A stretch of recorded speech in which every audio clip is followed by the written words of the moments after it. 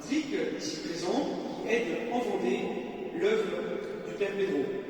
Il va vous présenter cette œuvre et le programme de cet après-midi. En tout cas, moi je voulais simplement, comme curé et recteur, au nom de notre évêque, ici présent, parce que c'est sa cathédrale, c'est lui le boss, hein, et voilà, de vous accueillir avec joie. Nous avons la chance d'accueillir le Père Pedro, qui est un ami de Jésus, dans cette fête de la Pentecôte, qui rayonne de cette joie de l'Esprit Saint et qui partage cette joie avec les plus pauvres. Voilà, moi ça me parle beaucoup, je fais un petit truc en Inde avec des enfants des rues, voir une vie totalement donnée au nom de Jésus pour les plus pauvres à Madagascar, a de quoi venir toucher le cœur et de nous ouvrir le cœur en ce dimanche pour mieux accueillir l'Esprit Saint. Donc merci d'être présent pour soutenir le Père Pedro, pour soutenir Vendée Acclamations, de votre présence, de votre prière, peut-être aussi de vos dons, pour que cette œuvre puisse continuer et grandir. Alors un grand merci à tous pour votre présence aujourd'hui. Et je passe la parole à Patrick.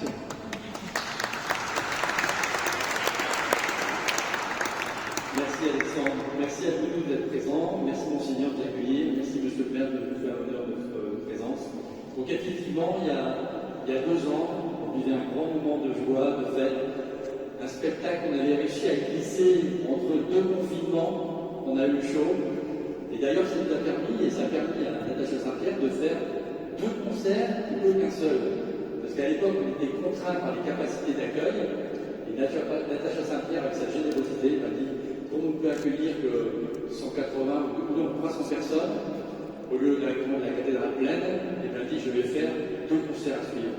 On a fait un concert à 18h et un concert à 20h, pour le plus grand bonheur de tous les spectateurs, et pour aussi recueillir beaucoup d'argent qui nous ont permis d'aider Acclamations. Donc Patrick, je préside avec des amis une association que l'on anime ensemble qui s'appelle Vendée Acclamations, qui est une association herbrotaise qu'on a créée il y a à peu près 10 ans, qui a démarré l'aventure pour beaucoup de choses au Puy du Fou. On a rencontré le Père une première fois, on s'est rendu sur place, on a été conquis par les enfants d'Acclamations, par leur sourire, par leur dignité, leur fierté. Et on s'est dit on va aider, on va faire quelque chose. Donc notre objectif de cette association, c'est d'apporter un soutien matériel, financier à Acclamations, à l'œuvre du Père Pedro. C'est de fédérer aussi les initiatives vendéennes, comme aujourd'hui. C'est un bel exemple. On travaille avec d'autres associations vendéennes, par exemple dans l'envoi de conteneurs. On a à ce jour envoyé en 10 ans 32 conteneurs.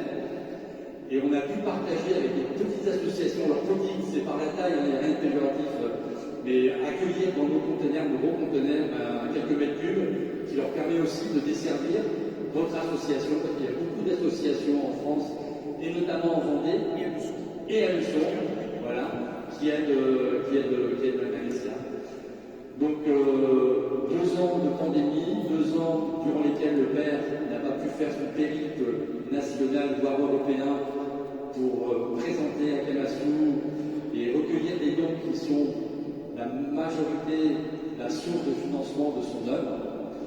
C'est pour ça qu'on se permettra à la fin du concert, de la conférence, de vous proposer d'avant de lire, que le Père dédicacera.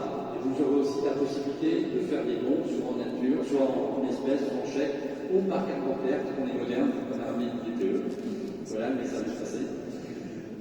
Voilà, je ne vais pas être plus long. Je vais vous passer une petite vidéo qui résume en quelques secondes ce qu'est Acclamations pour que vous soyez bien imprégnés du contexte et à suite on accueillera le Père Pedro.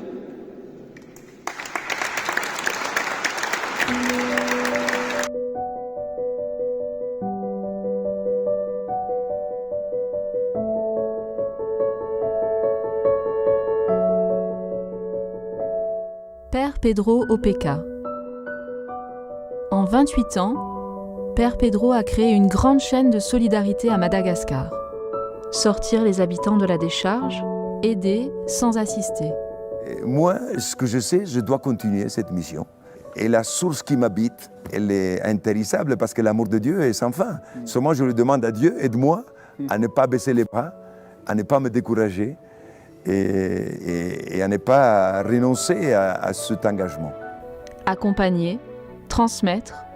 Mais j'ai vu quand même de petits changements d'une famille, un enfant, un garçon qui a changé et qui dit, moi, je vais être aussi un agent, je vais aussi aider les autres. Mon mari a été tué et je n'ai pas pu payer mon loyer après et je suis venu voir le Père Pedro ici. Et maintenant, je travaille dans ce centre d'accueil et je reçois tous les gens qui viennent d'arriver ici. Les habitants d'Akamasou apprennent à cultiver, taillent les pierres avec lesquelles ils construisent leur maison.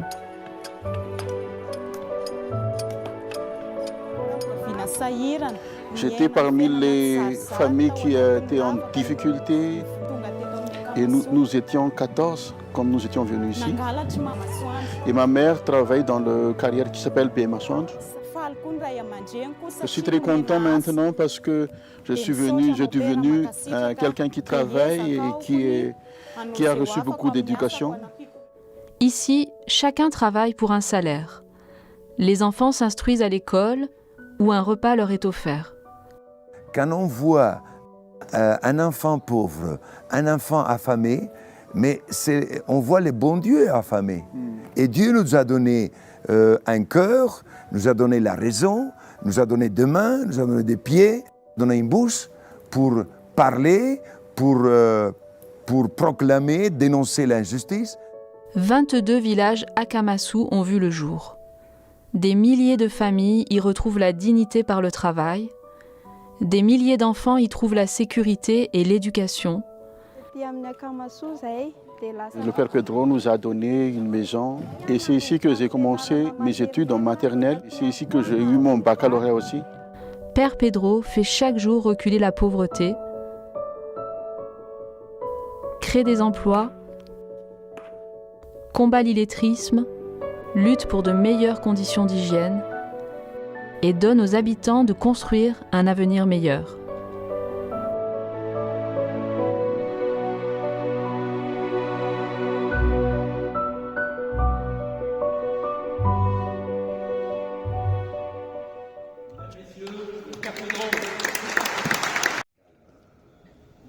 Bon, tout d'abord, un grand merci à tous ceux qui nous ont précédés, qui ont fait le prélude de ce partage. Et bien sûr, moi je ne sais pas non plus, mais je ne peux pas commencer sans remercier mon Seigneur de m'avoir accueilli dans votre cathédrale. Et merci aussi. Et monsieur le maire aussi qui est là, on s'est salué sur la place tout à l'heure.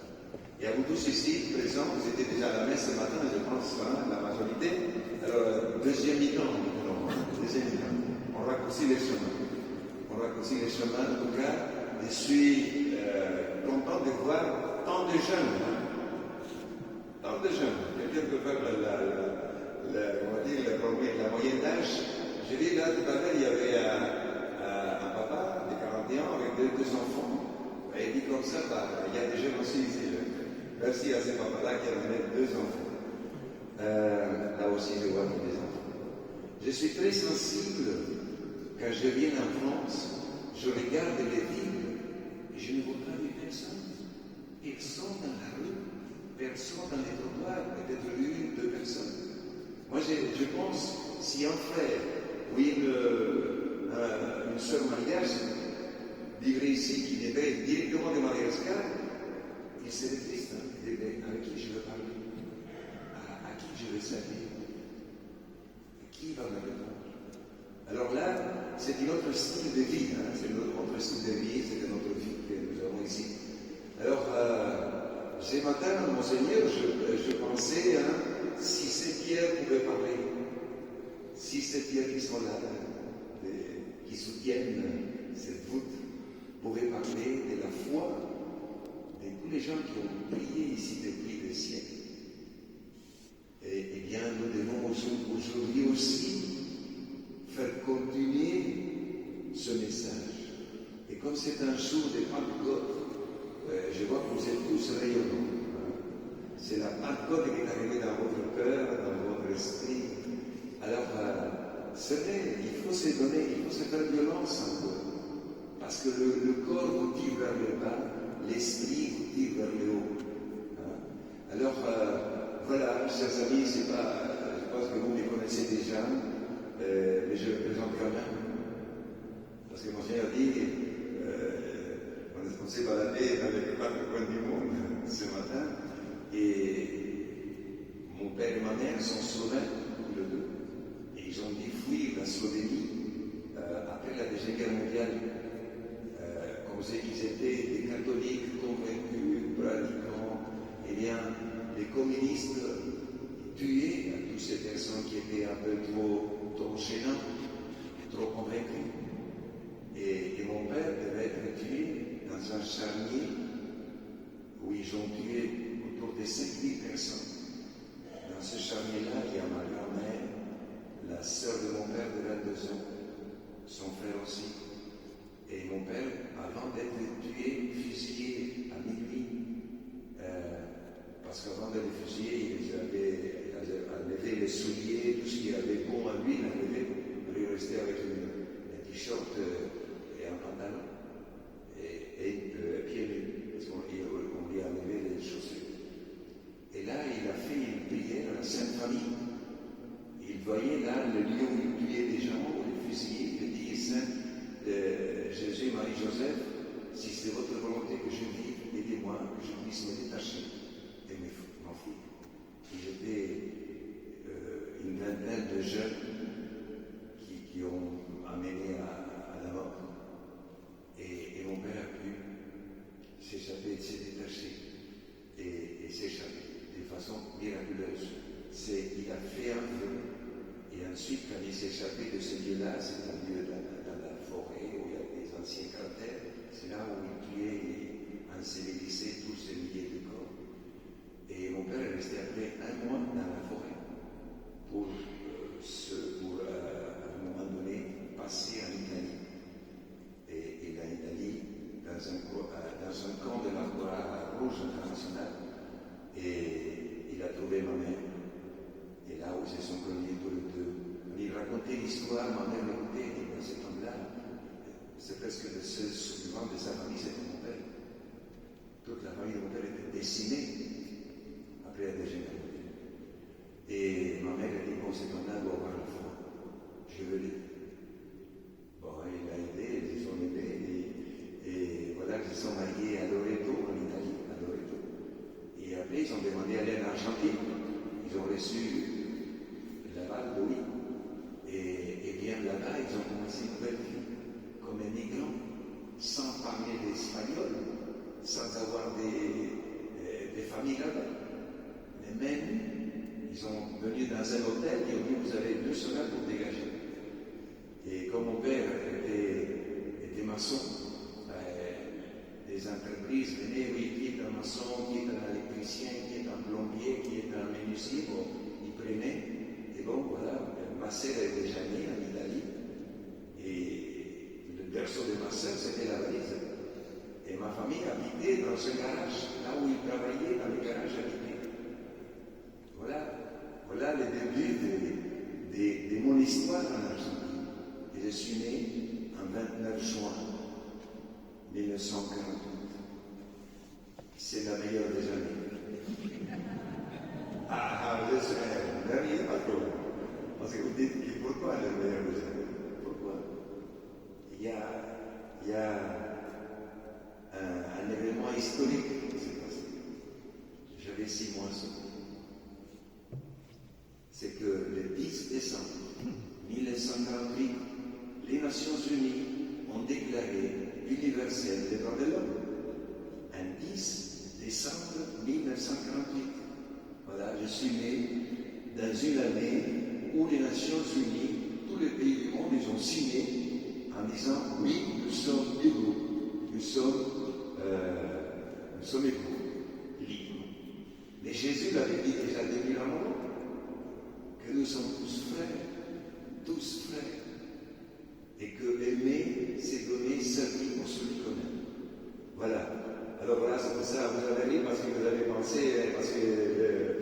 années-là, alors c'est maintenant, c'est pas ça. C'est historique, ça. C'est historique, et nous, voilà que 2000 ans presque après Jésus, on se rend compte que nous sommes tous égaux. Alors voilà, j'ai commencé à découvrir Jésus dans ma famille. Dans ma famille, ma mère, mon père. Et ma mère, je me souviens, bon, c'est elle qui m'a raconté après ça. J'avais 6 ans et demi. Elle m'a raconté la vie de Jésus. Et bon, il a dit qu'à la fin, Jésus était persécuté, maltraité, crucifié, qu'il est mort sur la croix. Et tout d'un coup, je sors de la maison. Et je vais au fond de notre terrain là-bas. J'ai pris un bâton et je sors dans la rue. Et ma mère m'a suivi, elle m'a dit, fils, tu vas où? Et j'ai dit, je vais chercher ceux qui ont piégé Jésus. Mais je ne me souviens pas, hein. C'est ma mère qui m'a ramené ça. C'est ma mère qui m'a ramené ça. Comme hier, quand nous étions au Puy des Fous, un petit enfant de 5 ans, nous étions dans un village de la pêcherie, et que Nicolas racontait un frère missionnaire de Madagascar, il parlait un peu de Madagascar, et le petit enfant, après, nous sommes en train de partir, il me dit, Nicolas a dit, c'est quoi Madagascar? J'ai rien compris de Madagascar. J'ai rien compris. Un enfant de 5 ans, il a dit, pourquoi tu as parlé de Madagascar? J'ai rien compris de ce que tu as dit sur Madagascar. Ça veut dire qu'un enfant de 5 ans, il pense déjà. Il est capable de saisir quelque chose. Et voilà. Et cette foi m'a toujours accompagné. J'étais le premier enfant, le premier garçon de 8 enfants.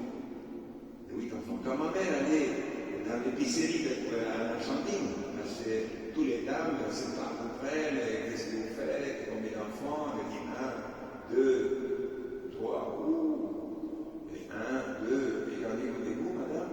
Oui. Tout le monde a failli tomber évanoui.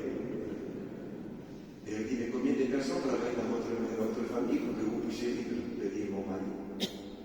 Mais mon père, chaque vacances, à partir de l'âge de 9 ans, il m'a dit, petit Pierre, viens aider tes frères et sœurs. Et il m'a mené au chantier. À 9 ans, j'étais un manœuvre. J'ai été avec mon père, j'ai aidé à faire le ciment, le béton, j'ai amené le brick, j'ai amené l'eau, le sable, tout.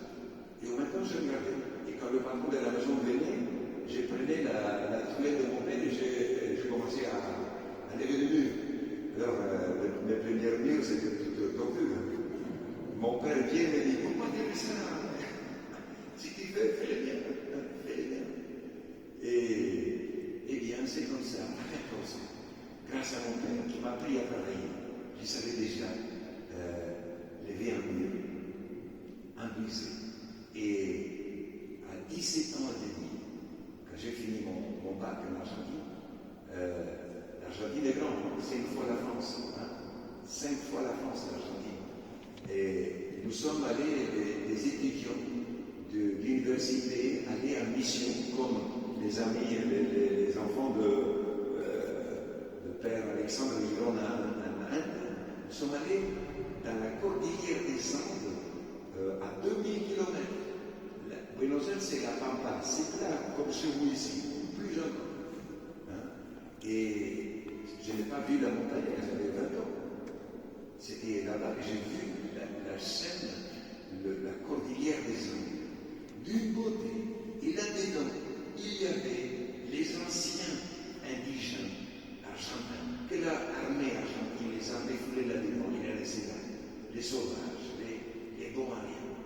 Et là, avec un prêtre, nous étions une quarantaine de jeunes, de religieuses, de prêtres aussi. Et il y avait un prêtre salésien de Don Bosco qui s'occupait de cette mission-là. Il m'a dit, bon, on va vivre dans le coin, on va dans la montagne. On est parti pour 10 jours, à pied. Je me suis fait une croix en bois, là, un bon missionnaire, un poncho, vous voyez, le poncho, parce qu'il faisait froid quand même. Et moi, je me croyais au ciel. Avec le Père, on montait les montagnes, et dit, bon, voilà, on va aller dans cette maison. Et on arrivait là-bas, et les gens nous a crié, on partageait avec eux.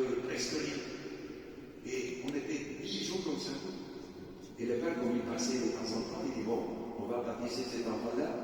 Il m'a dit, tu vas être le parrain de ce gars pour moi. Je me dis, pourquoi? À 17 ans et demi, être le parrain de quelqu'un, c'était pour moi un peu exceptionnel. Et bon, s'il n'y a pas d'autre, il n'y a pas d'autre, il y a quelque part ici.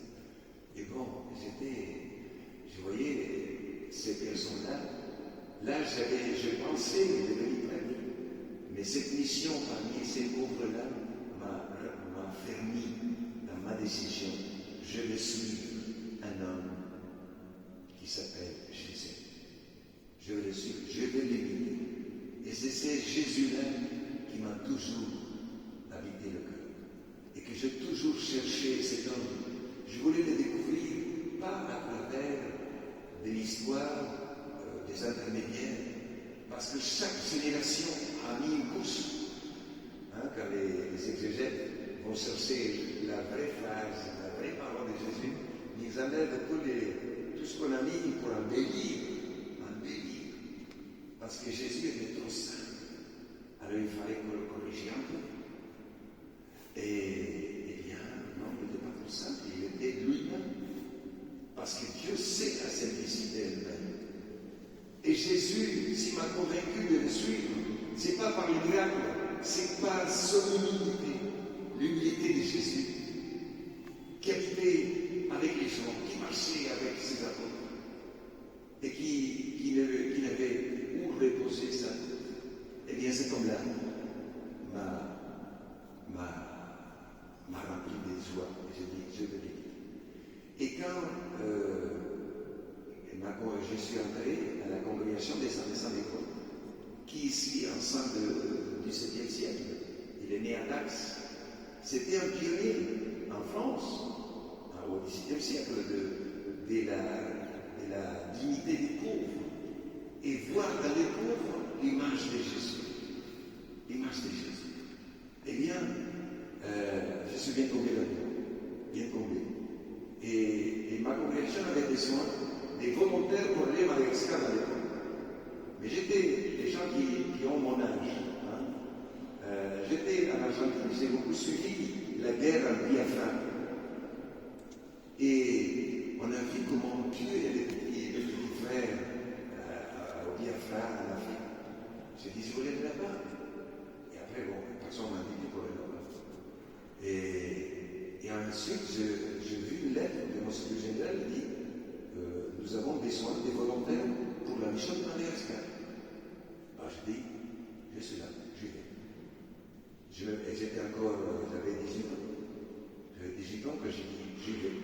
Alors j'ai resté encore, j'ai fini, j'ai fait mon noviciat, j'ai fait mon première année propédeutique et philosophie en Argentine. Et j'ai eu la chance d'étudier à côté des Jésuites, où il y avait un professeur qui s'appelait Jorge Mario Bergoglio. À ce moment-là, il n'était pas prêtre, il était théologien. Il est déjà connu, il enseignait déjà aussi. Et il m'a enseigné l'introduction de la philosophie pendant un semestre. Et j'ai quitté l'Argentine en 1968. Et je n'avais pas 21 ans, parce qu'il faut 21 ans pour être adulte. Et mon père et ma mère devaient signer. Et mon père me dit, non, je ne vais pas signer, fils. Pourquoi tu dois aller si loin? Et tu vas en Argentine, au nord de l'Argentine, à côté de la Bolivie, il y a plein de pauvres qui ne connaissent pas encore Jésus. Pourquoi tu dois aller si loin? Il dit, je ne vais pas signer. J'ai dit, papa, mais c'est un appel, il ne sait pas expliquer ça. Non, il dit, je ne vais pas signer. Il m'a mis à l'épreuve un peu, mais à la fin, il a signé. Eh bien, j'ai quitté l'Argentine en 20 août 1968,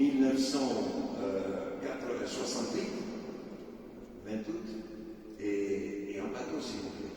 C'était encore l'Ancien Testament. Voilà. Parce qu'à l'époque, il n'y a que le président qui voyageait en avion, il y avait très peu d'avions, et on faisait escale à tous les 200 km peut-être, et c'était trop cher. Je suis parti en bateau. Il y avait 3 000, 4 000 passagers là-dedans, un bateau italien. Et bon, je suis parti d'abord en Slovénie, parce que c'était la province de prêtre de Saint-Vincent d'École qui me dit, oui, nous on va t'envoyer là-bas par exemple. Et bon, quand je suis arrivé au pays de mes parents, quand j'ai vu mon grand-père qui a défié le communisme, qui a défié la persécution, c'est le grand-père de ma mère, moi j'étais fier. Quand je l'ai vu, il m'a donné la main. Il dit bonjour, quoi, grand-père?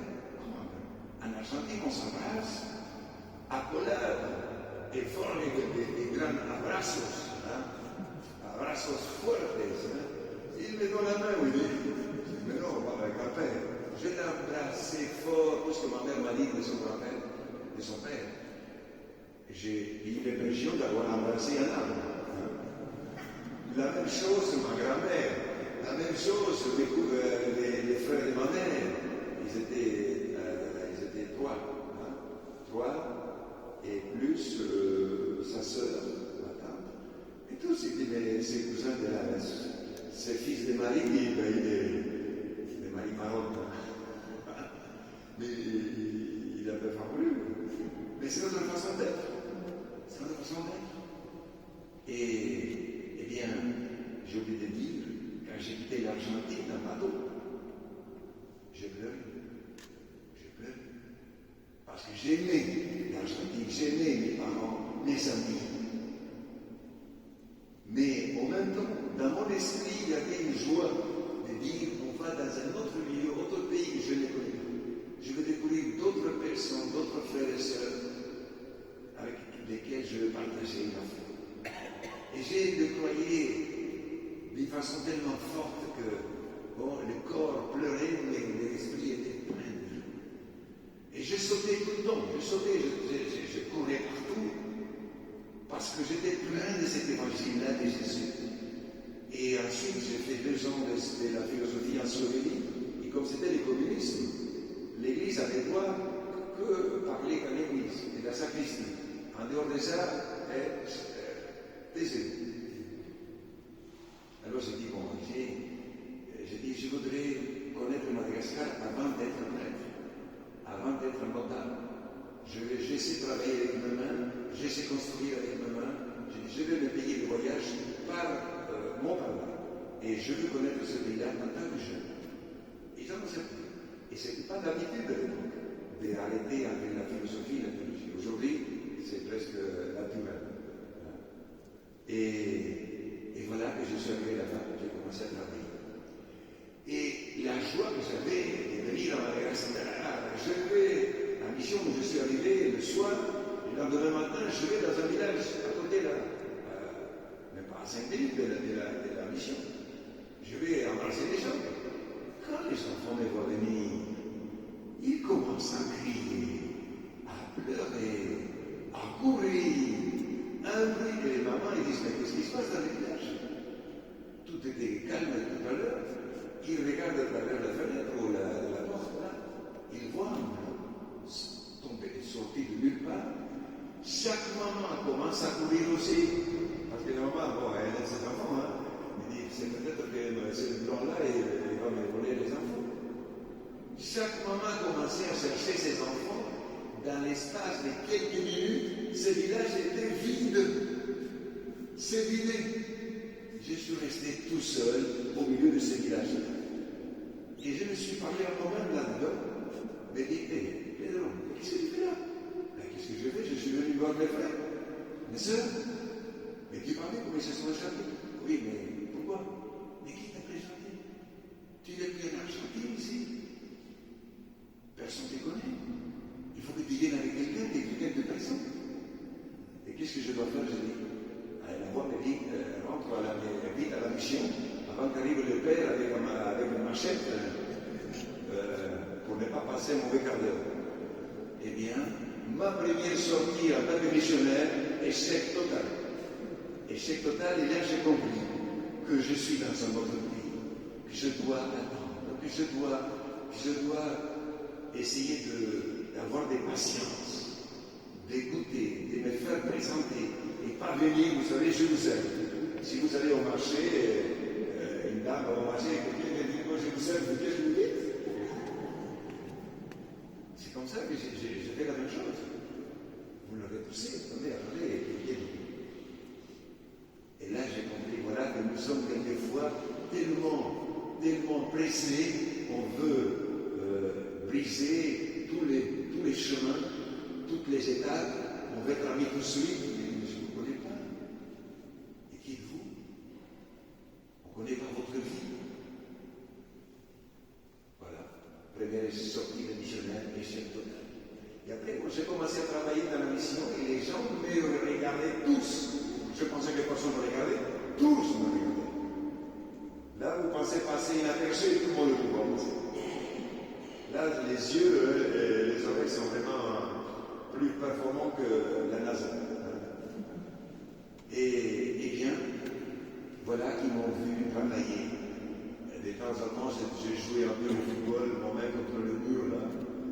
Et après 3 semaines, ou peut-être un mois, ça fait déjà 5 ans ça, ils sont venus me voir, les gens de la commune, et disent, on t'avait joué, on dirait que tu jouais. Est-ce que tu veux pas faire partie de l'équipe de la ville de Marguerite? Ah, j'ai dit, cette famille, si vous m'invitez, j'accepte avec beaucoup d'honneur. Bon, venez.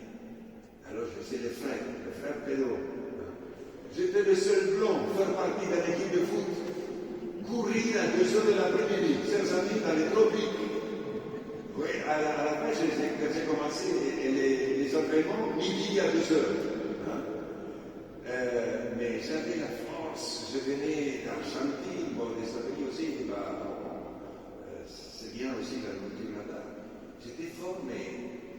Et après, les gens m'invitaient à manger chez eux, je mangeais là, je vivais ce qu'ils devenaient encore, mais je ne savais pas ce que je vivais.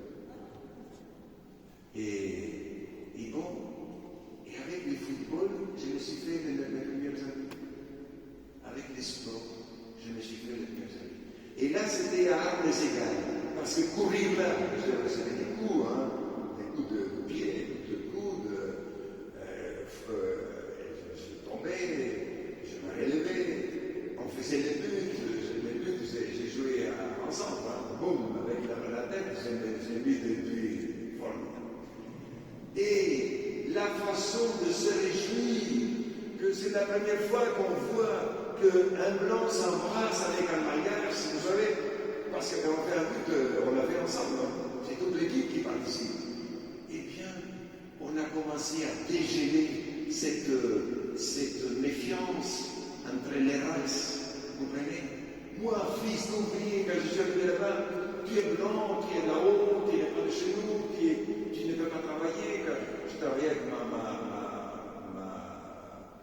peine, il me prenait la peine. Il dit non, les blancs ne travaillent pas ici. J'ai dit, écoute, attends, toi tu travailles avec ta peine et moi avec la mienne. Avec ta tatouée et moi avec la mienne. Et quand on allait dans le football, dans un camion de 10 tonnes, c'est pas qu'on les pêchait aujourd'hui, on les amène avec des bus qui sont super luxueux là-dedans. Je ne sais pas s'ils dorment là-dedans ou ils sont assis, je ne sais pas.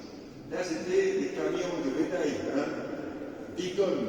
Alors il dit, toi, frère, tu vas avec le chauffeur de haut. Non, j'ai dit, je viens avec vous de l'avenir. Ils étaient gênés au début, mais après, on s'habitue. Et on est devenus les frères. On est devenus les frères. Et je me suis fait les meilleurs amis par le soir. Voilà. Et j'ai travaillé, ces 2 ans que j'ai passé là, c'était d'une beauté extraordinaire. Ensuite, je suis venu ici à Paris pour finir mes études de logique. Et là aussi, je partais. Je partais quand j'avais les vacances de Noël, les vacances de Pâques. Je partais. Je prenais le sac à dos, le sac de couchage, et je partais. Sans argent. Je ne sais pas comment je faisais.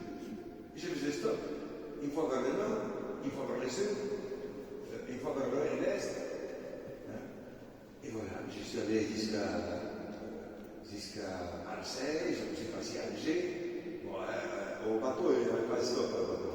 Il fallait quand même payer, mais j'ai payé très peu. J'étais étudiant, j'avais une carte d'étudiant qui m'ont mis dans les cailles là-bas, je ne sais pas où. Je pouvais quand même monter là-haut aussi. Et jusqu'à arriver jusqu'à Marrakech, tout seul, elle m'a remonté. Après, c'était vers le nord, de l'Hollande, de Danemark, l'Allemagne, la Suède, Suisse, l'Autriche, la Slovénie. Sans argent, je dormais dans les stations de train, dans les stations de bus. Et là, je voyais des hippies à l'époque, hein, ceux qui ont 70 ans. Hein, on avait des longs cheveux. Je me suis laissé les longs cheveux. Je me suis mis à dormir avec eux dans un coin là. Et après, je me dis, mais qui es-tu? Je dis, moi je suis étudiant en théologie, je vais être prêtre. Ah non, je dis non, ça va pas. Et après, je ne restais pas plus de 2 jours, quand il me dit, bon, je dois partir, mes amis, mes copains, et il reste avec nous. Non, j'ai dit, j'ai seulement 12 jours de vacances, je dois rentrer à Paris avant déjà. Au revoir. Mais il me disait, reste avec nous. Et quand j'ai fait un stop à Alger vers Fès, hein, et un monsieur me prend, mais avec de longs cheveux, il ne rigolait pas, monsieur de moi. Et il m'a arrêté, aussi un monsieur, et il dit, je vais pas loin d'ici, quelques kilomètres, il dit, bon, on est entré. Et après, on parle pendant 10 minutes. Il me dit, mais qui êtes-vous, monsieur? Je dis, je suis un étudiant en théologie. Je vais être prêtre. Ah bon, écoutez-moi, vous êtes un homme de Dieu, non? Je vous ai dit que j'ai fait quelques kilomètres, non, je vais jusqu'à Tlemcen. Jusqu'à Tlemcen, c'est là où je vais maintenant, 400 kilomètres. 400 kilomètres, il dit, et en arrivant à Tlemcen, il dit, ouais, je suis musulman. Et vous allez être prêtre, vous êtes un homme de Dieu, nous respectons les hommes. Et si vous acceptez, vous êtes l'autre de notre famille ce soir. Mais je vous assure que je suis arrivé dans une mansion militaire. Je pensais que j'étais Hollywood. J'étais dans un monde je sais pas, il était riche. Son frère, il m'a dit que son frère était un docteur très important. Son frère était un pédicuriste aussi en Algérie à un moment. Et alors, la maison était, c'est pas des moyens, tout était. Moi, je croyais que je suis à Hollywood, hein, mais j'étais à Tlemcen, chez une famille musulmane qui m'a reçu en fait. Et c'était un samedi. Le lendemain, elle me dit, ce frère musulman me dit, écoute, puisque vous êtes catholique, ce dimanche, j'ai regardé où il y a une messe, voilà, il y a une église qui est là, et je vous amène à telle heure. Oh, je dis merci. Et elle me dit, après la messe, vous allez pas à stop, je vous donne le billet pour aller jusqu'à Fès. Et il m'a donné un billet, pour m'acheter un billet. Voilà des choses. J'allais voir les gens, j'allais voir à la rencontre des gens, des frères, des sœurs. C'est pour cela que quand je suis arrivé à Madagascar, je voulais tout de suite voir où sont mes frères. Mais ce sont tous échappés. Et bon, mais après ils sont revenus. On a fait une famille extraordinaire. Extraordinaire. Quand je suis arrivé comme prêtre à Madagascar, eh bien, j'ai dit, j'enlevais ma montre. J'ai dit, chers amis, chers frères, bon, Père Alexandre, hein, je ne suis pas dans ta paroisse. Hein. J'ai dit, j'enlève la montre, vous venez quand vous voulez, c'est votre église, c'est votre mission. Vous venez quand vous voulez. On a ouvert les portes. Et les gens commencent à venir. Et là, il y a beaucoup de morts en Brest. Et j'allais dans les enterrements, j'allais dans les veillées. Toute la nuit, et le matin à 6 heures à la messe, et on continue là. On est encore fort. Mais comme j'ai commencé à manger des choses qui n'étaient pas tout à fait catholiques, pas tout à fait propres, j'ai commencé à être malade. Et bon, je suis resté 15 ans dans cette région-là. J'ai partagé avec les gens de là, avec les gens de là. Je suis allé visiter toutes les maisons, toutes les familles. Et après, l'évêque m'a dit, qui était déjà malgache, les gens disaient, on peut faire une belle église ici. Et il m'a dit, si tu peux les aider, parce que nous, on n'a pas de moyens. Et moi, j'ai dit, si on peut, oui. Et après, on a commencé je suis allé voir toutes les maisons, toutes les quartiers, et vous voulez vraiment une église, une nouvelle église. J'ai dit, Dieu, elle n'a pas besoin d'être église. Et si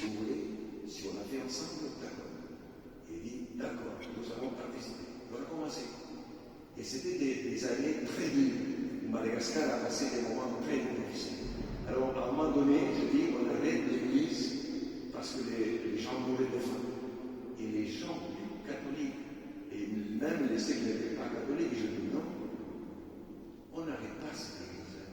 C'est notre église, c'est notre maison. Tu ne peux pas nous faire une maison à chacun de nous. Et cette maison, c'est nous tous. Il faut continuer. Moi, j'étais quasiment convaincu. Et on a continué. Et on a fait à la fin une fête. C'était une belle église, une fête en pierre, pas de ce genre-là. C'était granit. Et il y avait 5-6 évêques qui sont venus, les nonces apostoliques, beaucoup de prêtres. Et bon, on a fait une liturgie, on se dit. Que le prêtre Marquez, qui était journaliste, il est déjà décédé depuis un certain temps, mais il a dit, il m'a dit, je ne te parle pas en tant que journaliste, je te parle en tant que prêtre.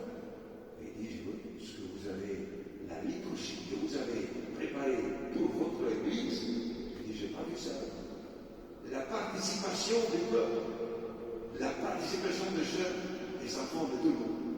Et bien ça, c'est inoubliable. Et après, je ne pouvais plus, je voyais déjà les étoiles à 14 heures. J'étais tellement malade que je ne pouvais plus me tenir debout.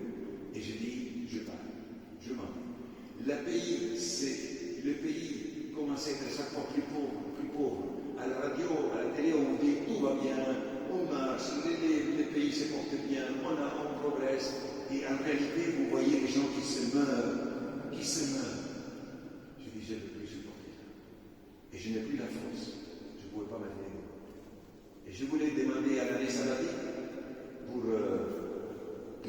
partir et ne plus revenir. Et voilà que ma congrégation m'a choisi pour être éducateur de futurs prêtres à Tananarive. Et j'étais à 800 km de Tananarive. Et le climat à Tananarive, c'est beaucoup mieux. Il fait plus frais. Même l'été, c'est fait parce que c'est à 1300-1400 mètres d'auteur. Et là où nous étions dans le sud-est, c'est l'humidité et la chaleur. Et voilà. Ils m'ont dit, je vais demander une année sabbatique, excusez-moi. Il dit, tu as fait un vœu d'obéissance, on te demande un service à la communauté. Ils m'ont dit, accepte et après tu feras ton année sabbatique. Alors j'ai accepté. Et voilà que 10 semaines plus tard, je me vois, je dois avoir un malade, je dois passer par la décharge, et je vois là un millier d'enfants qui se disputaient les sorties avec les animaux qui traînent. Là, je suis resté muet. Je suis resté muet. Je ne pouvais plus parler. Et là, cette nuit-là, vers minuit, 11h30, je parlais de la tête. J'ai levé la main. J'ai dit, Seigneur, aide-moi à faire quelque chose pour ces enfants. Et je me suis endormi. Et le lendemain, je suis allé à la décharge. Ils m'ont dit, hé, Leblanc, qu'est-ce que tu fais? Je dis, parlez avec vous. Parle. Je dis, on ne parle pas des coups ici, des choses sérieuses. Mais Dieu dit, entrez dans cette case-là. Un casque de 1 mètre 30 hauteur, des cartons, des plastiques, des cellophans. Et je dis, nous en aussi. Il est entré à 4 pattes et moi, je me suis avec eux. Assis par terre, j'ai dit, je suis prêt. J'ai parlé à ma gage. Ah bon? Il dit, ah bon? J'ai dit, s'il y a un comité ici, il y en a, il peut le chercher. Il a mené une douzaine de personnes dans un cercle, assis par terre, avec les toits à 1,30 m, est né ce mouvement que s'appelle aujourd'hui Akamasu. Mouvement de fraternité, mouvement d'entraide, mouvement de lutte contre la pauvreté. Un mouvement que personne ne s'attendait. C'est né là. Je l'ai dit, frères, sœurs, aimez-vous vos enfants. Oui, on les aime. Et ensuite, j'ai vu que déjà, il y avait plus de 800 familles, là, dans cette décharge-là, qui vivaient de la décharge, autour de la décharge. Quelques-uns sur la décharge. J'ai vu qu'il y avait 1, 2, 3, 4, 5, 6, 7 enfants morts par famille. Qu'est-ce que vous allez dire à une maman qui a perdu tant d'enfants? Quand c'est un, c'est des grands. Quand c'est deux, vous gardez la parole. Quand c'est trois, vous disparaissez. verset 7. On a pris la main à la maman en disant, s'il te reste encore des enfants, on fera tout pour qu'ils vivent. Eh bien, ils ont commencé à y croire. Ils ont commencé à y croire.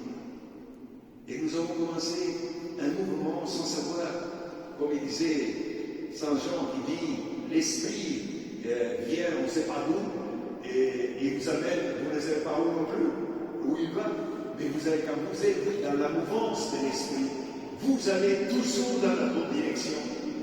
Vous ne pouvez pas dévier quand vous êtes dans la mouvance de l'Esprit, des dieux, de Jésus, de l'Évangile.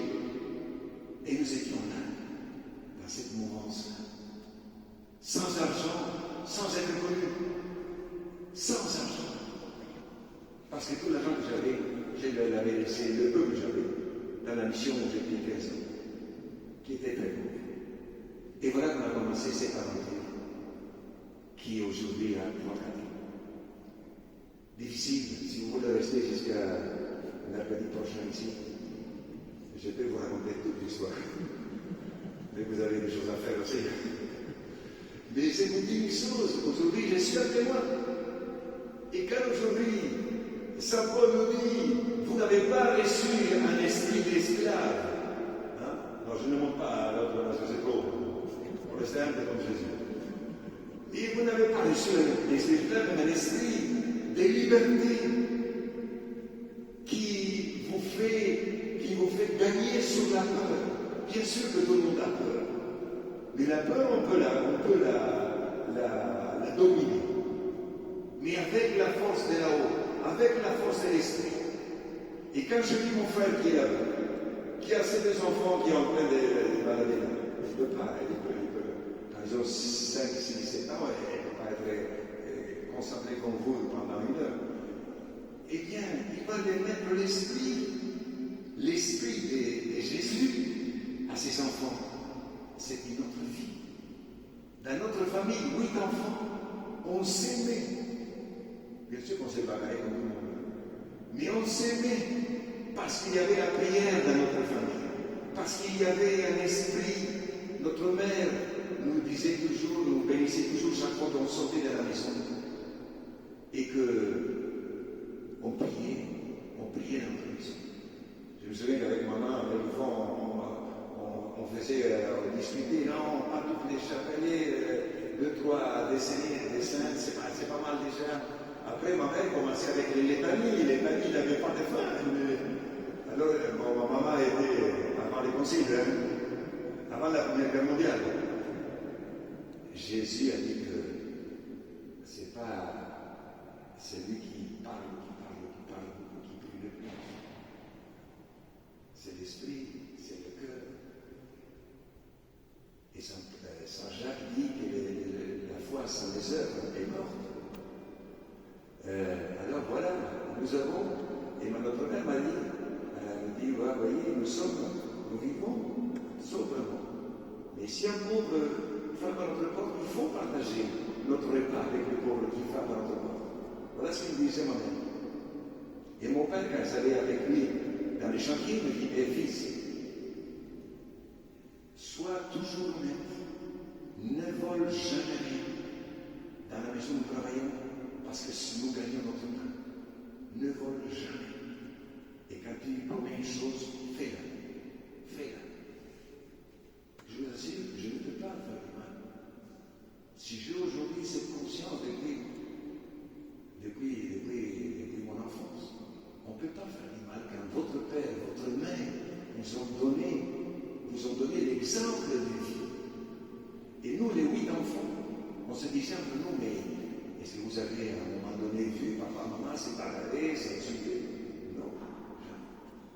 S'il y avait des moments, il y avait silence, mais jamais une parole blessante, jamais violence, on n'a pas vu. C'est pour cela que, pourquoi je suis content, heureux, pourquoi j'embrasse le monde, parce que j'ai vécu cela dans ma propre famille. Et qu'à l'Argentine aussi, les gens sont très expressifs. Sont très expressifs. Et voilà, Et à Madagascar, une fois qu'ils m'ont connu, bon, il est vrai. Et ils vous ont fait confiance. Et quand vous faites confiance, et quand on se fait confiance réciproquement, tout est possible. Tout est possible quand il y a confiance. Eh bien, un jour, vient un monsieur et dit, mon père, vous n'avez pas dit toute la vérité. Vous n'avez pas dit toute la vérité. Je dis, quelle vérité? Quelle vérité? Mais l'ampleur de votre travail, l'ampleur. Mais je ne viens pas vous dire maintenant, vous savez, on a fait tant de maisons, tant de routes, tant d'écoles, tant d'hôpitaux, tant de maternités, tant d'espaces verts, tant de terrains de foot. Sans oublier, on a 4 cimetières. Vous connaissez un ONG qui a 4 cimetières? Eh bien, quand les gens ils ont vu que nous les aimons, même bon, qu'on les enterre dans le respect de leur tradition, dans le respect de leur coutume, et par la prière, ils ont dit, oui, c'est vrai, ça c'est vrai. Et l'État, bien sûr que tous les gens qui se sont succédés là-bas, beaucoup sont morts déjà, les présidents que j'ai vus au début sont morts. J'ai serré la main à tous les présidents de Madagascar, le premier jusqu'à l'actuel. Et beaucoup sont déjà décédés, beaucoup ne sont plus là. Et nous sommes toujours là. Nous, les serviteurs, sont toujours là. Eux qui étaient les grands messieurs, ils sont plus là. Ils ont perdu la chaise. Parce que là, dans ces hôtels-là, il y a une bagarre pour les chaises. Faites attention, ne vous attachez pas à aucune chaise. C'est la bagarre pour les chaises. Et bien, l'État, si les gens, les politiciens à l'époque m'ont laissé faire, parce qu'ils ont dit, notre peuple se sache la vie, ce père tellement naïf, il va se coigner sur le mur. Mais les murs de banlieue, ça c'est pas les murs de bien proches. On ne traverse pas. C'était le travail de Dieu, c'était pas mon travail. Eh bien, les gens, comme je dis souvent, ils vont amener un bateau, un pirogue, un scooter, en voiture, en charrette, par le nez, par les cheveux, par les coups, mais je suis toujours debout, par la force de l'âme. Un jour, j'ai commencé à être nerveux, et je me fâchais avec moi-même. J'ai commencé à être en colère, très en colère. Et un jour, à côté de la grotte de la Sainte Famille, je me parlais aussi, et une voix qui me dit, mais pourquoi tu es en colère comme ça? Mais qui va t'écouter? Et qui te prend pour qui? Pourquoi tu te fâches comme ça avec les gens? Mais j'ai dit, tu as vu ce qu'il m'a fait? Il m'a volé, il m'a trompé. Et oui, bien, oui, et quoi? Pardonne-le. Quoi? Pardonnez-le. Je veux pardonner? Oui, il faut pardonner. Et bon, et alors, qu'est-ce que je peux faire après? Écoutez. Alors là, à côté de cette grotte de la Sainte Famille, j'ai appris une formule secrète, je vous l'ai dit, en toute simplicité. Un secret, je vous l'ai dit aussi. Pardonnez, oubliez, continuez. Parce que si vous ne pardonnez pas, vous êtes tout le temps nerveux à la personne. Si vous le pardonnez, vous êtes léger. Vous avez allégé et vous pouvez l'écouter, vous dites, bon, on te donne une dernière chose. Et un pauvre qui n'a jamais eu aucune éducation, qui n'a eu souvent même pas un père, qui a vécu souvent tout seul dans la rue, comment voulez-vous qu'il soit honnête? Je dis, si je serais là, dans sa place, peut-être aussi moi c'est un bonheur. Que moi aussi je vais tromper les gens. Alors voilà, et à partir de ces jours-là, c'est beaucoup plus léger. Je commence à voler un peu. Et voilà, pardonner, oublier et continuer. Parce qu'à ce moment-là, vous pouvez continuer parce que c'est l'œuvre de Dieu. Je l'ai toujours la main. Quand on me dit des choses, ce père-là, il est hors commun, un homme extraordinaire. Vous aussi, vous êtes là. Les personnes, vous êtes là. Monseigneur l'a pas souvent. Lionel aussi. Mais Lionel aussi, les pompiers aussi sont extraordinaires. Et tout le monde est extraordinaire. Mais quand on me dit des choses, ça entre là. Dans la seconde qui suit, il est déjà sorti. Parce que je sais où je suis. Devant cette misère, devant cette pauvreté, on ne peut pas dire, ça y est, on est bien, on s'en sort, on est reconnu. Non, il faut continuer, c'est comme ça. Et c'est pour cela que je viens. Alors, ma vie en France, je viens. Et je viens pour que des femmes, de mères de famille, qui travaillent dans notre carrière depuis 34 ans, Dieu nous a la providence, nous a mis sur une montagne de granit. Et nous avons commencé à tabasser cette montagne de granit. Aujourd'hui, nous avons fait un trou plus grand que 3, 4, 5 fois, des fois cette cathédrale. Et nous appelons ce lieu-là cathédrale d'Akamasu. Je pensais que l'évêque va m'exclure. Mais non, quand le pape est venu, j'ai dit, je voudrais que le pape vienne de la cathédrale. Et les évêques, le protocole du Vatican dit non, c'est pas difficile, comment il va. C'était pas difficile du tout. Et le protocole ne comprend pas grand-chose, même s'il n'est pas du tout. Et là, il faut prêcher quelques requêtes au protocole de Vatican. Et alors, mais on est venu tout près, en haut. Et dans cette cathédrale, nous prions 3 fois par an. L'Ascension, il y a combien? 10 jours. C'est la première fois en 34 ans qu'on commençait la messe à 6 h du matin. Il brouillard. Il y avait 10 000 personnes. On ne se voyait pas à 20 mètres. Par exemple, là-haut, je ne voyais plus. Les gens disaient, est-ce que vous êtes là? Oui, on est là. Vous m'écoutez? Oui, on vous écoute. Et à 9h15, on a fini la messe. 11h15. Et les brouillards étaient à peine partis. Je n'ai jamais vu ça. Et dans le brouillard, il y avait une ambiance de prière. Il y avait l'esprit qui planait peut-être dans ces brouillards. Eh bien, ces femmes nous avons 2 carrières comme ça, 2 grandes carrières comme ça. Et ces femmes, ils ont porté sous leur tête des milliers de tonnes, si ce n'est pas des millions de tonnes de granit qu'ils ont sortis pendant 44 ans. Parce que nous avons eu jusqu'à 1000 personnes qui travaillaient dans cette carrière-là. Ce n'était pas la carrière de Jules César, d'il y a 2000 ans. C'est la carrière d'aujourd'hui. Où les gens, bien sûr que c'est difficile, mais c'est gagner le pain avec les propres forces. Et ils sont les patrons de leur temps. Ils viennent le matin jusqu'au coucher du soleil. Un jour, une dame me dit, mon père, amène-nous l'électricité. Je dis, où ça? Ici dans la carrière, pourquoi faire? Comme ça on travaille la nuit. J'ai failli m'évaluer. J'ai dit, madame, maman, va à la maison, tu mérites de te reposer. Et tes enfants t'attendent. Mais quel courage!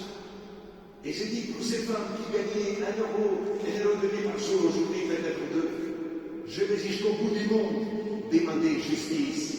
Je ne demande pas le peuple malgache à sa fierté, à sa dignité. Il m'a reçu un ami en fer. Je veux le rendre. Cette amitié, cette fraternité qu'il m'a donnée pour relever leur niveau de vie. Et si l'État, et c'est les gens qui se succèdent là, qui ne font pas leur travail, eh bien, nous sommes tous frères. La solidarité internationale, mondiale peut aider.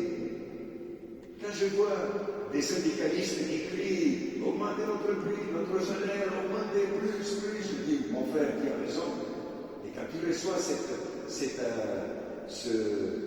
augmentation, n'oublie pas ton frère ouvrier en Afrique et dans le sud de notre terre. Ne l'oublie pas. Partage avec lui. Voilà. Je crois au partage. Je vous assure que plus j'ai donné, plus j'ai reçu.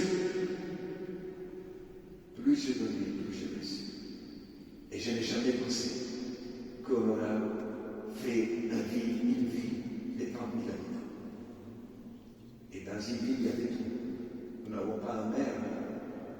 Mais si vous venez avec votre budget, on vous a avec les budgets d'ici, on vous invite à faire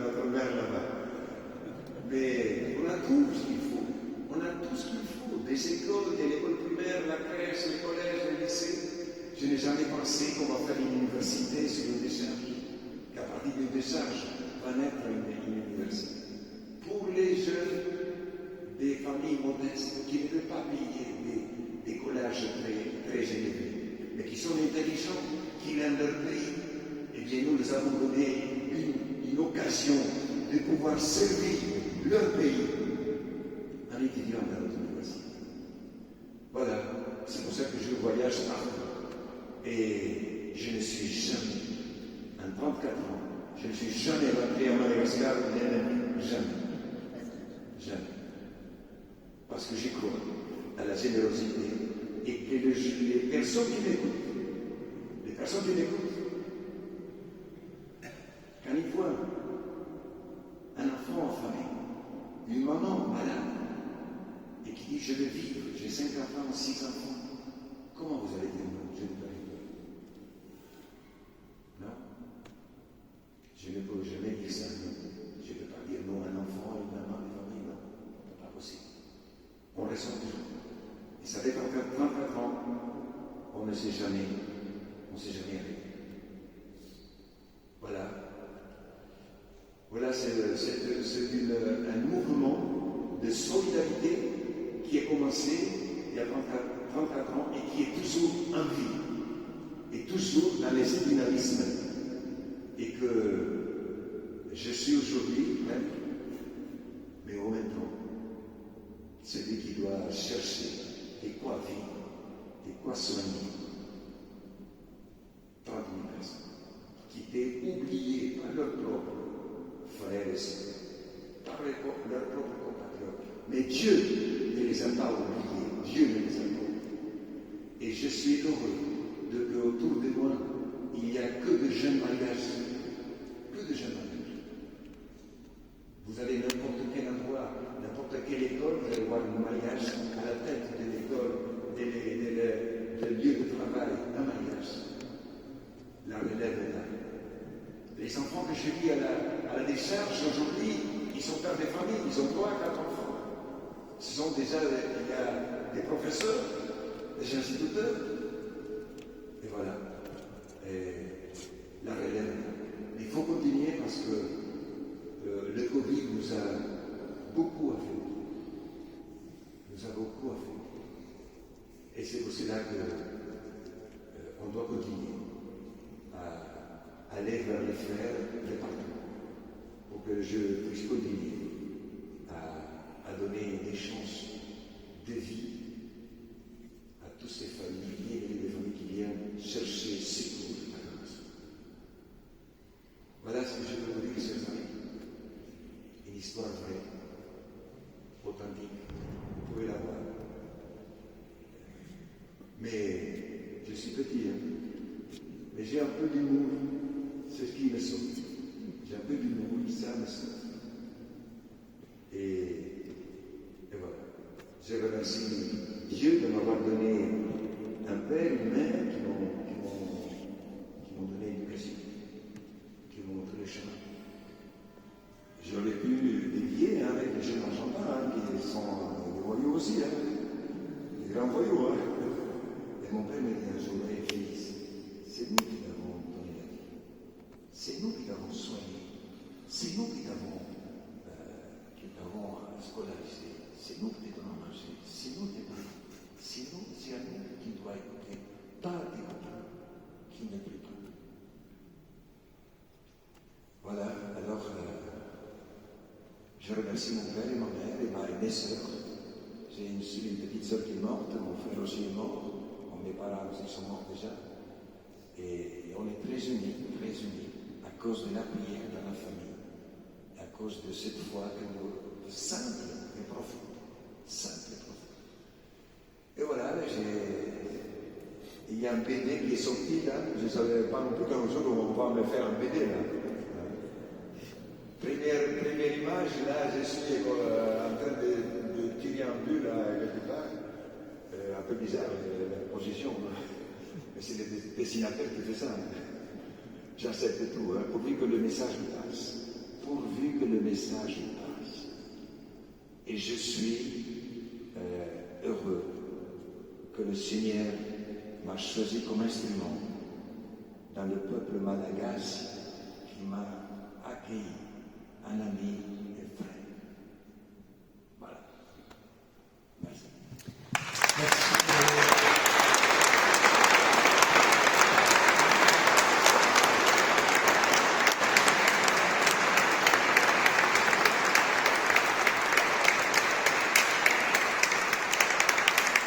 On va laisser le temps au père de boire de gorger pour se intérêt.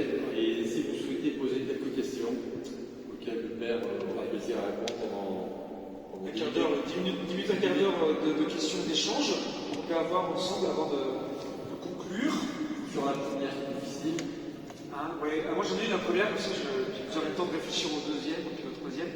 Est-ce qu'il y a des jeunes de Akamasu qui sont devenus, je sais pas, prêtres ou religieux, mais qui ont donné leur vie à ta suite, Pedro, pour l'œuvre, pour aider leurs frères et sœurs, à ton exemple? Oui, il y a déjà. Il y a déjà. Pas beaucoup. Je pense qu'il y en a un. Bon. Entre nous, nous sommes tous des frères et sœurs. C'est bizarre que dans les pays pauvres, il y a beaucoup de vocations. Mais il faut faire beaucoup de discernement aussi. Beaucoup de discernement. Et il y en a de gens, mais beaucoup plus de religieuses. Les femmes, excusez-moi, les hommes, nous sommes des hommes un peu plus, pas ici, nous ici, nous sommes tous exemptés ici présents. Mais souvent, moi, quand je vois un homme qui a avec une femme 4-5 enfants et qui se barre, je dis, un jour, je disais, mon Seigneur, je redis ça avant les conciles, je serais peut-être déjà renvoyé. Je dis, j'ai dans l'église 10 000 personnes, je dis, si j'ai un enfant, c'est mon enfant, c'est moi qui va les donner à manger, c'est moi qui va les soigner si il est malade, c'est moi qui va les construire une maison digne à mon enfant. Les gens mettaient la tête, on ne voyait plus la tête. Non, la vie d'un enfant, c'est tellement précieux. Et lui, si on ne l'aide pas, il n'a aucun avenir. Alors il y en a, grâce à Dieu, surtout des religieuses.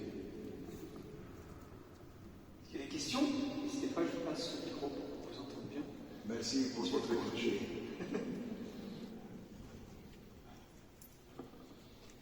Bonjour, vous avez parlé que votre papa donc avait fait un vœu au moment qu'il a été délivré. Par quel vœu? Le vœu, ça veut dire merci à la Sainte Famille. Et le vœu, c'était de faire une grotte à la Sainte Famille, une grotte. Et cette grotte-là, il ne pouvait pas la faire en Slovénie parce que ça aurait été détruit par les gens communistes du coin. Et ils me disent que toi, fils, tu ne peux pas faire ça, parce que je parle de l'autre côté, tu ne peux pas le faire à Madagascar, cette grotte. J'ai dit, papa, je pense, je vais demander aux gens. Et les gens disent, bien sûr. Et il m'a envoyé $2000 à l'époque. Et on a fait cette belle grotte. À cause de cette grotte-là, toute cette région, toute cette colline-là, nous l'avons ensuite reboisée, était bénie par le cardinal de Tananarive, qui est déjà décédé aussi. Et nous avons reboisé cette zone. Et aujourd'hui, ce sont quelques 3-4 hectares, ou 5 même, d'espace vert. Et toutes les paroisses catholiques ou protestantes, avant Noël, ou avant Pâques, ou à Pentecôte, ils nous demandent de faire de retraites ou de récollections. C'est pas loin des talents, c'est dans les hauteurs, l'air est frais, il y a l'ombre, il y a la forêt, et on voit loin, on est tout proche du ciel. Et cet endroit-là aujourd'hui, il est ouvert à tout le monde, toute la vie. Et je suis heureux que ce lieu-là est devenu aujourd'hui. Et quand le pape a passé à côté, j'ai dit, les enfants, cette chapelle-là de la Sainte Famille, c'est un vœu de mon papa. Pouvez-vous le bénir? Il a béni. Voilà. Une autre question, Christian? Alors moi, c'est pas une question. Nous sommes plusieurs membres ici de l'association France-Madagascar de Vendée, dont vous avez entendu parler il y a déjà pas mal d'années. L'association du Son-Machou, il y a peut-être d'autres, parce qu'en Vendée, il y a un grand nombre d'associations qui travaillent avec Madagascar. Ce sont des petites associations. Et j'ai bien retenu ce que vous avez dit, parce que quelquefois on est déçu par l'action que l'on mène. Par exemple, moi, la dernière fois où j'étais fort déçue, c'est une jeune que je croyais bien à l'école, et quand j'étais vérifiée, eh bien, elle avait réussi à fabriquer un faux bulletin. La directrice m'a dit tout de suite, non, ça, c'est pas le bulletin de chez nous, et en fait, elle n'était pas inscrite à l'école. Donc on est très déçus quelquefois, mais j'ai bien retenu ce que vous avez dit, il faut pardonner, oublier, et continuer. Merci Marcel. Merci Marcel.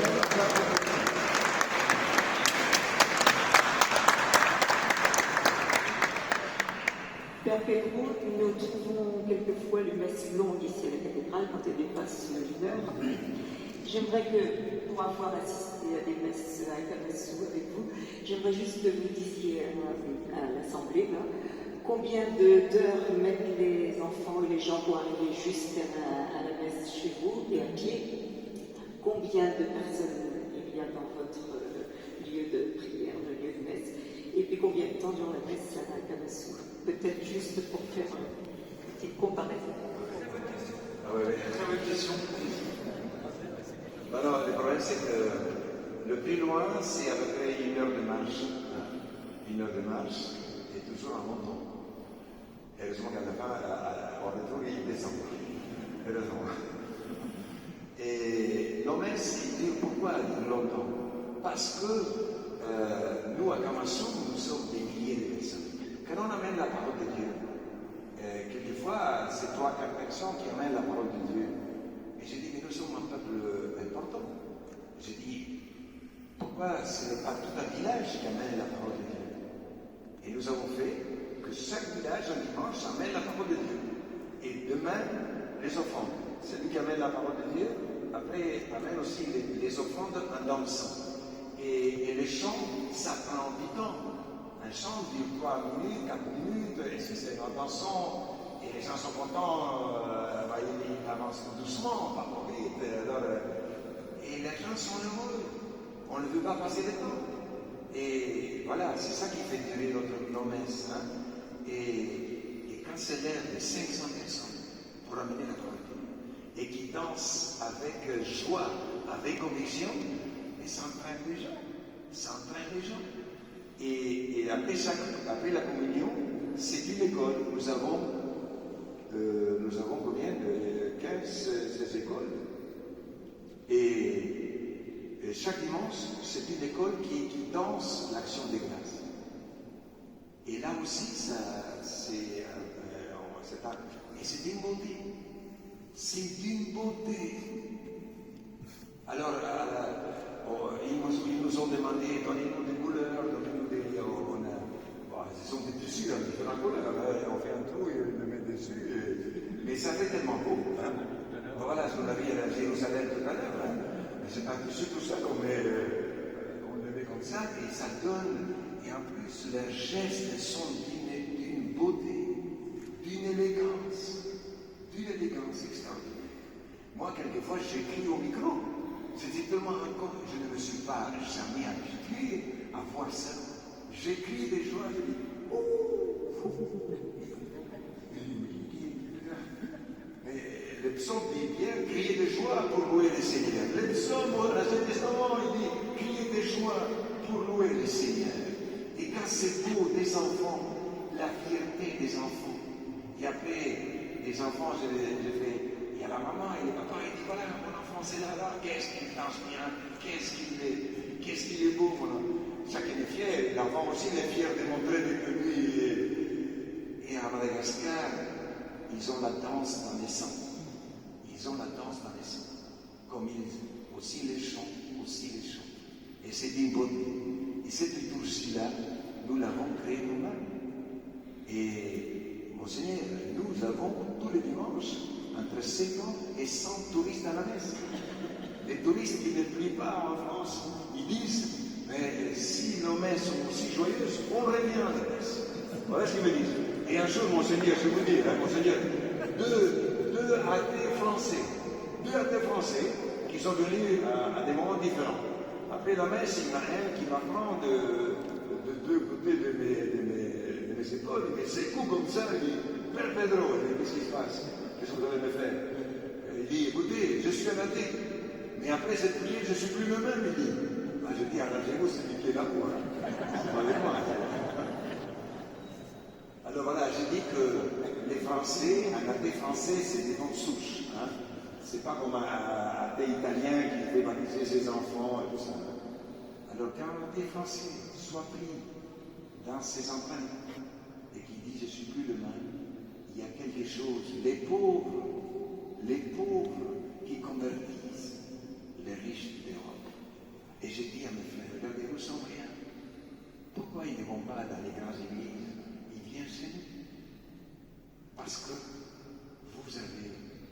vous avez pris la foi et l'amour de la prière et il vient vous voir. Une dame est venue un jour, il m'a raconté ça ici en France. Il dit, je suis venu en retard, je ne sais pas où c'est l'église, tout ça. Et quelqu'un qui me reçoit, qui m'accueille, dit, madame, venez, je vous amène à l'église. Et comme l'église est déjà, la messe avait déjà commencé, tout d'un coup, il dit, je me suis trouvé devant une foule impressionnante qui chantait. Mes pieds étaient commencé à trembler. Je voulais dire, oui, il y a une chaise pour que j'ai pu m'asseoir tout de suite. J'étais frappé, je l'ai vu ça. Et c'est qui? C'est les enfants qui sont le plus aimés de Jésus, qui convertissent nos frères d'Europe, nos enfants, que les autres les ont oubliés dans une décharge et que le Seigneur, Dieu, les a sautés pour le relever. Et quand je suis loin de Tana, je vois la ville là-haut et je me demande de qui a fait ça. Je me demande qui a fait ça. Pas moi. Je n'ai jamais imaginé ça. Jamais. Et mon père m'a dit un jour, et mon père, je lui ai envoyé à mon papa, je lui ai envoyé la photo de la. Il était content, heureux. Il était tellement heureux. Il est mort à 93 ans. Heureux d'avoir cette là. Je lui ai envoyé une belle photo. Et il avait gardé toujours cette photo de cette grotte de la Sainte-Famille. Et voilà que je me suis perdu. Parce qu'on peut faire des messes de 3 heures ici pour qu'il y ait plus de monde. Donc c'est bien, c'est rassurant, ça nous motive. On se fait encore plus long. Je pense qu'il est 4h30 et qu'on ne va pas abuser du temps du Père Pedro parce qu'il a un programme bien chargé et qu'on ne va pas le fatiguer davantage. Je pense qu'on peut l'applaudir de nouveau très très fort.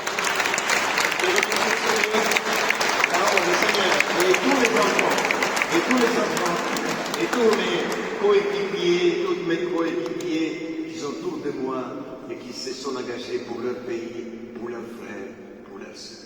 C'est pour eux cet applaudissement.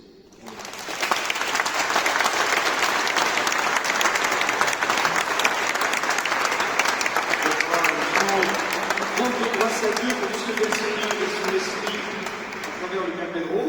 Merci de votre présence. Je vous inviterai à la sortie sera par le cloître et non par l'entrée principale. Et vous pourrez, donc, si vous le souhaitez, rencontrer le Père Pedro, faire une dédicace, bien sûr, si vous le pouvez, le souhaitez, faire une offrande, un don pour soutenir l'œuvre d'Akamasu et toute l'œuvre que le Père Pedro, toute son équipe accomplit là-bas. Encore merci à Patrick et toute l'équipe, tous les bénévoles de Mondial Incarnation, de Jean-Marie, tout ce qu'ils font pour aider le Père Pedro. Merci l'équipe qui sont là. Merci à vous aussi, la dame qui a pris la parole, vous qui avez dit que vous étiez un peu déçus. France Madagascar. Nous ne travaillons pas pour nous faire une renommée ni pour nous faire plaisir. Nous travaillons pour faire grandir la justice, la fraternité, le royaume de Dieu. Et que nous devons certainement passer par des moments difficiles. Mais il faut continuer. Parce que c'est pour les dieux qu'on fait ça. Et quand vous partagez, vous êtes plus heureux et plus heureux partage en le plus haut. Je suis avec moi, je suis là, je suis avec moi. Et bon, merci de tout cœur, c'est pour vous, Monseigneur, merci de tout cœur, merci. Et si vous êtes un jour à Madagascar, vous êtes le bienvenu à la cathédrale d'Akamasu. Cathédrale d'Akamasu. Il est encore plus haut, Voilà, c'est ça. C'est dit notre toit, c'est le ciel. Notre toit, c'est le ciel. Merci Pedro et merci à vous tous. Très bonne soirée, bonne fête de Pentecôte.